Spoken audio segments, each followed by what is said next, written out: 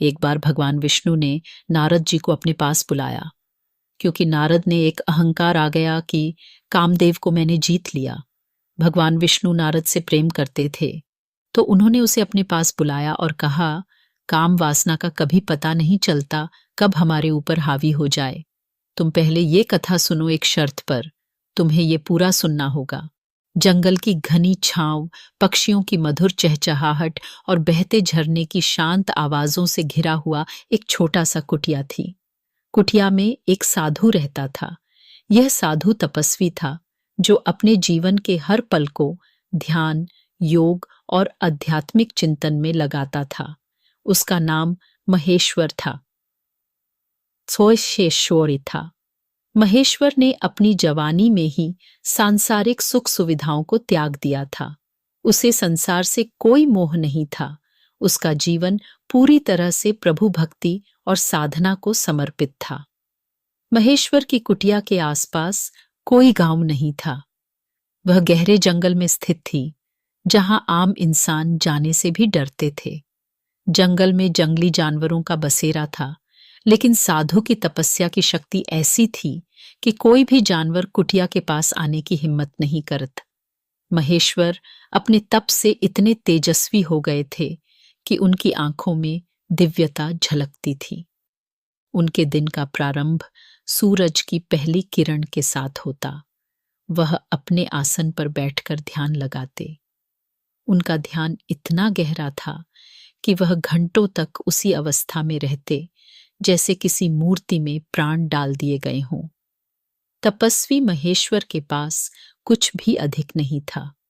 उनकी कुटिया में केवल एक चटाई, कुछ मिट्टी के बर्तन और एक जल भरा लोटा था।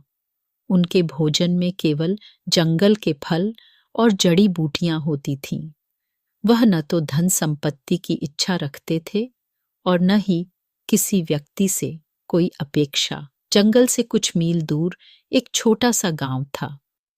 इस गांव के लोग महेश्वर को महात्मा कहकर बुलाते थे। उनके बारे में कई कहानियां गांव में प्रचलित थीं। कुछ लोग कहते थे कि महात्मा जी के पास अद्भुत शक्तियां हैं जो किसी भी इंसान का भाग्य बदल सकती हैं। कुछ कहते थे कि उनकी तपस्या से पूरे गांव की रक्षा होती है। गांव की औरतें और बच्चे जब जंगल के पास से गुजरते तो महात्मा जी को दूर से प्रणाम करते। हालांकि महेश्वर किसी से ज्यादा बात नहीं करते थे, लेकिन उनकी उपस्थिति भर से लोग अपने जीवन में शांति और सुरक्षा महसूस करते थे। महेश्वर का हर दिन एक ही तरह का था। सुबह सुबह वह गंगा तट पर स्नान करने जाते, जो उनकी कुटिया से 2 मील दूर था। गंगा का पानी उनकी आत्मा को ताजगी और ऊर्जा से भर देता। स्नान के बाद वह अपने यज्ञ कुंड के पास बैठकर मंत्रों का जाप करते। यज्ञ कुंड उनकी साधना का प्रमुख हिस्सा था। दोपहर के समय वह जंगल में घूमते और जड़ी बूटियां इकट्ठा करते।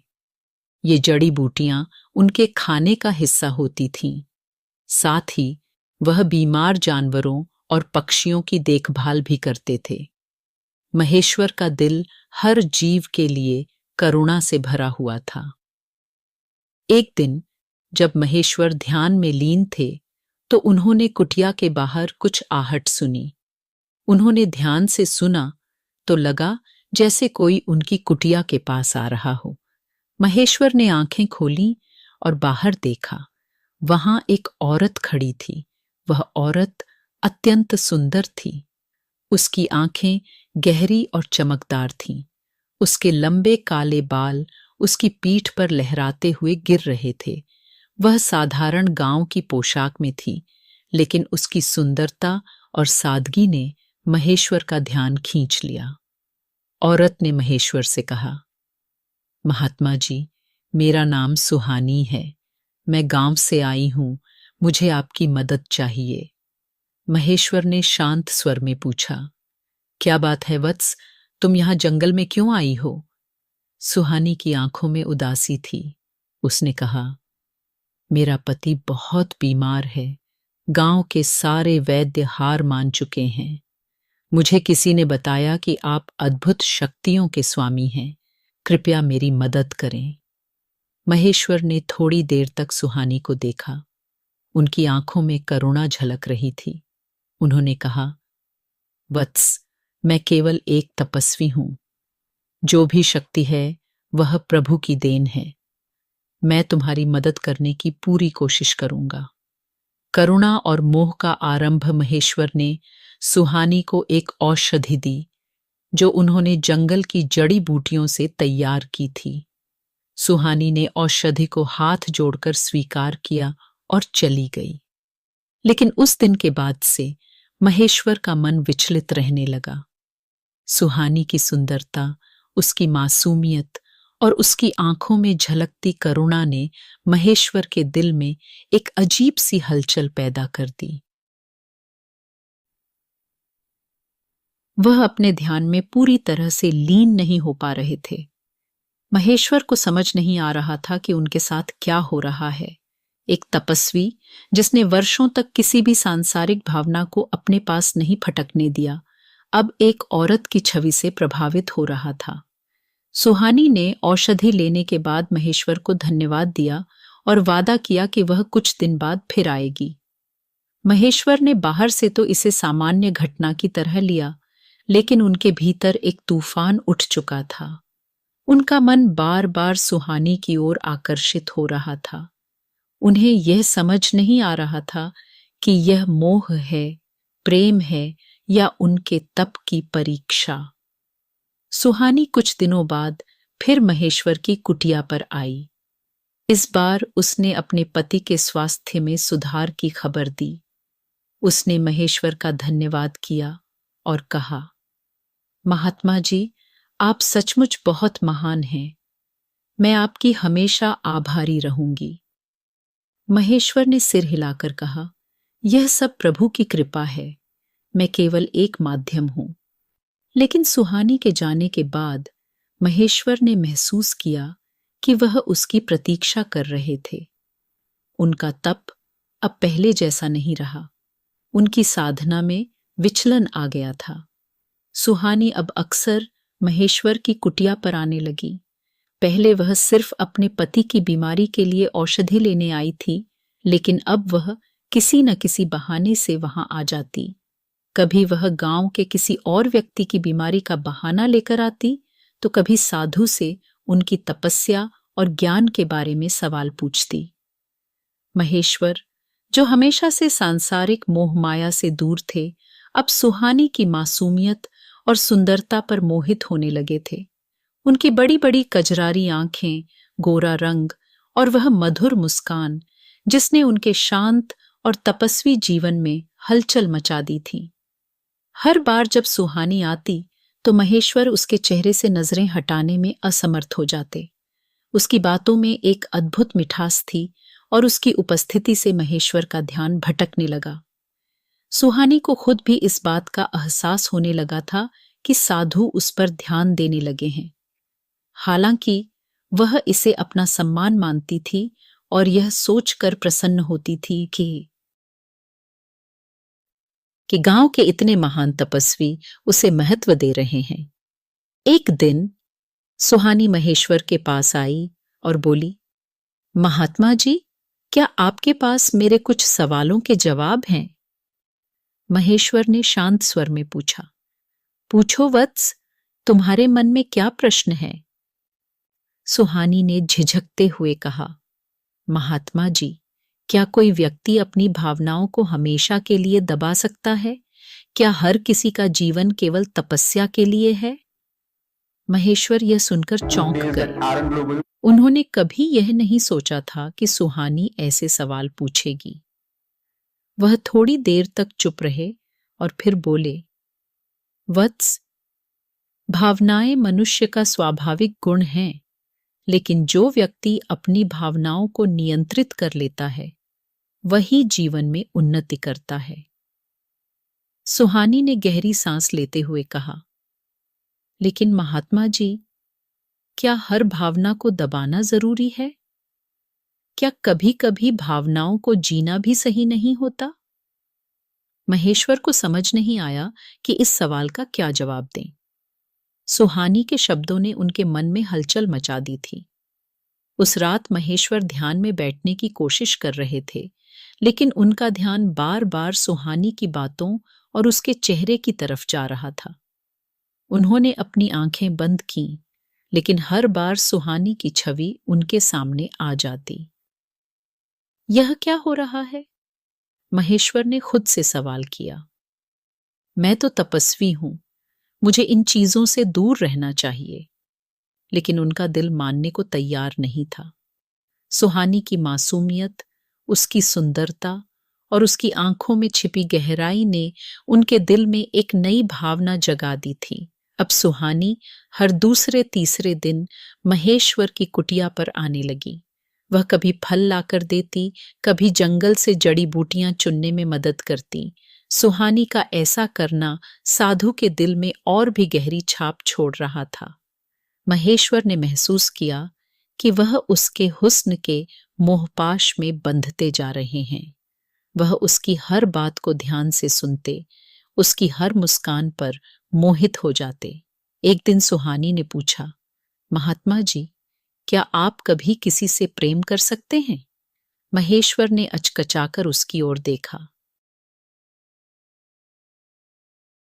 थोड़ा कठोर स्वर में कहा, मैं एक साधु हूं। मेरे लिए प्रेम संसारिक बंधनों का दूसरा नाम है। लेकिन उनकी आवाज में जो कठोरता थी, वह उनके दिल की सच्चाई नहीं थी। उनके भीतर अब एक ऐसा तूफान था जो उनकी तपस्या की नींव को हिला रहा था। महेश्वर ने अब खुद को सुहानी से दूर रखने की कोशिश शुरू कर दी। जब भी वह कुटिया पर आती, वह उससे बात करने के बजाय ध्यान लगाने का नाटक करते। लेकिन सुहानी भी समझदार थी। वह साधु के मन के बदलाव को भांप गई। एक दिन जब सुहानी ने महेश्वर को भोजन के लिए फल दिए, तो उसने कहा, महात्मा जी, क्या मैं कुछ गलत कर रही हूं? महेश्वर ने कहा, नहीं वत्स, तुमने कुछ गलत नहीं किया, लेकिन मुझे अपने मार्ग से भटकने का डर है। सुहानी ने भोलेपन से पूछा, कैसा भटकाव महात्मा जी? मैं तो केवल आपकी सेवा करने आती हूं। महेश्वर ने कोई जवाब नहीं दिया। वह चुपचाप उसकी ओर देखते रहे। महेश्वर के मन में सुहानी के प्रति जो आकर्षण था, वह अब प्रेम में बदलने लगा था।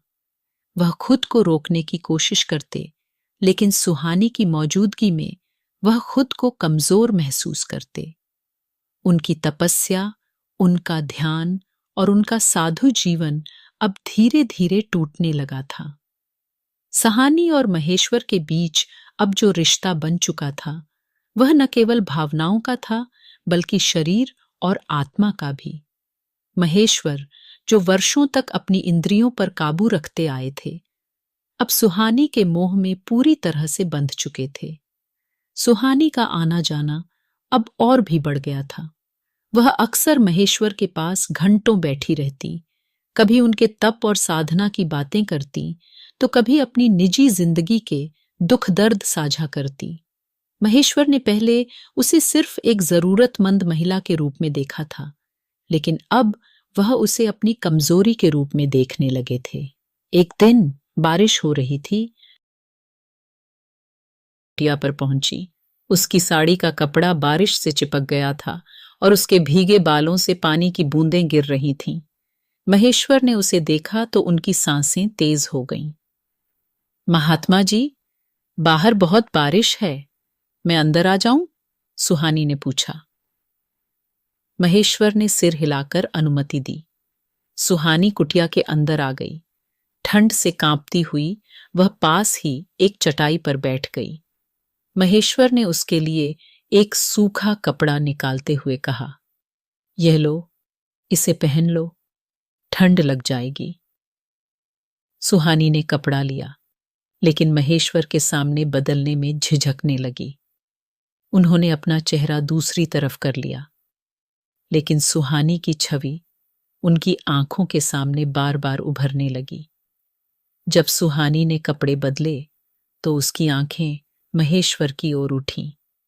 महेश्वर ने पहली बार अपने भीतर एक अजीब सी कमजोरी महसूस की। सुहानी की सुंदरता, उसकी मासूमियत और उसके कोमल शरीर ने उनकी तपस्या को जलाकर राख कर दिया। महात्मा जी, क्या आपको ठंड नहीं लगती? सुहानी ने पूछा। उसके स्वर में एक अद्भुत मिठास थी। महेश्वर ने शांत स्वर में कहा, नहीं, मुझे आदत है। सुहानी ने थोड़ा और पास आते हुए कहा, महात्मा जी, आप इतने अच्छे हैं। आपने हमेशा मेरी मदद की। मैं आपका यह ऋण कभी नहीं चुका सकती। महेश्वर ने उसकी आंखों में देखा। उन आंखों में अब सिर्फ आभार नहीं था, बल्कि एक अजीब सा आकर्षण भी था। ऋण की कोई बात नहीं वत्स, यह मेरा धर्म है। लेकिन उनके शब्दों में अब वह कठोरता नहीं थी जो पहले हुआ करती थी। सुहानी धीरे धीरे महेश्वर के पास खिसक आई। महात्मा जी, क्या मैं एक सवाल पूछ सकती हूं? महेश्वर ने सिर हिलाया। क्या तपस्या करने वाले साधु कभी प्रेम नहीं करते? महेश्वर ने कुछ देर तक चुप रहने के बाद कहा, प्रेम मनुष्य का स्वाभाविक गुण है, लेकिन एक साधु का जीवन इस संसार के बंधनों से मुक्त होता है। सुहानी ने धीमे स्वर में कहा, लेकिन कभी कभी प्रेम बंधन नहीं, मुक्ति का मार्ग भी बन सकता है। उसकी बातों ने महेश्वर के मन में एक नई हलचल पैदा कर दी। सुहानी अब इतनी पास थी कि महेश्वर उसकी सांसों की गर्मी महसूस कर सकते थे। महेश्वर का तप अब पूरी तरह से टूट चुका था। सुहानी ने धीरे से उनका हाथ थामा। महात्मा जी, मैं आपसे कुछ छिपा नहीं सकती। मैं आपसे प्रेम करती हूं। महेश्वर ने उसे रोकने की कोशिश की, लेकिन उनके शब्द गले में अटक गए। सुहानी ने धीरे धीरे अपना सिर उनके कंधे पर रखा। महात्मा जी, मुझे खुद नहीं पता कि मैं क्यों आपके पास बार बार आती हूं, लेकिन मेरे दिल की आवाज कहती है कि आप ही मेरे अपने हैं। महेश्वर ने पहली बार अपनी भावनाओं को खुलकर स्वीकार किया। उन्होंने सुहानी को अपनी बाहों में भर लिया।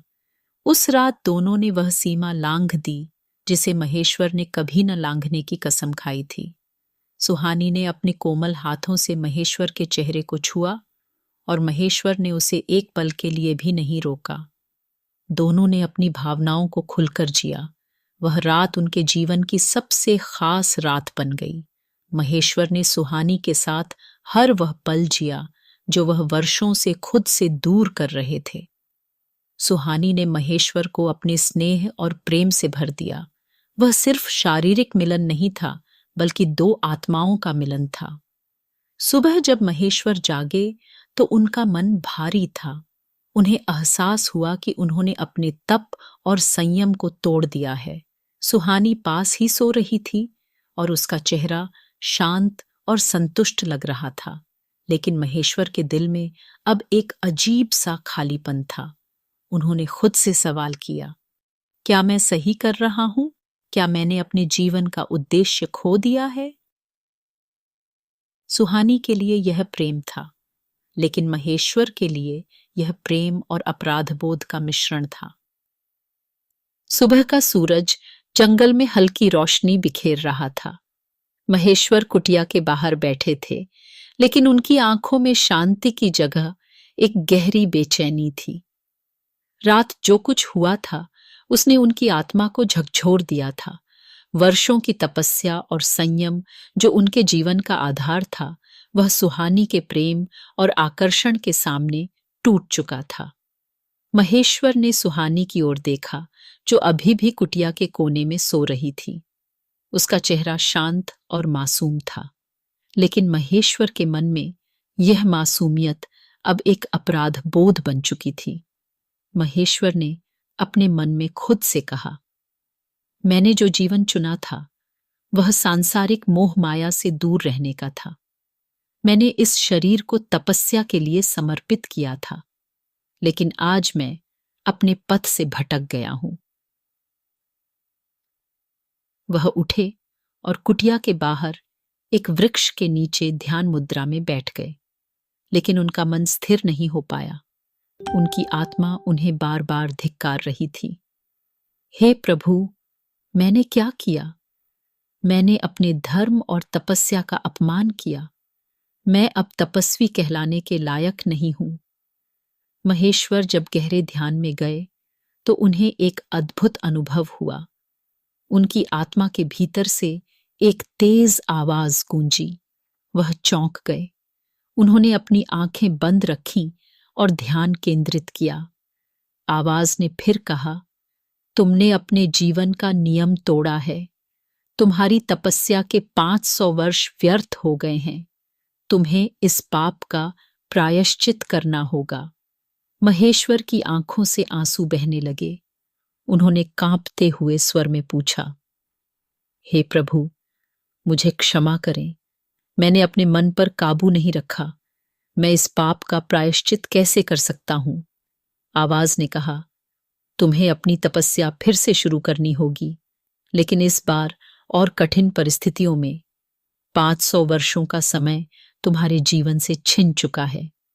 अब तुम्हारी आत्मा को यह अधूरी तपस्या पूरी करने के लिए नए जन्मों का चक्र सहना होगा। महेश्वर ने महसूस किया कि उनका हृदय भारी हो गया था। उनके मन में सुहानी के प्रति प्रेम और अपराध बोध की एक अजीब सी खींचतान चल रही थी। वह जानते थे कि उन्होंने एक साधु के रूप में जो व्रत लिया था,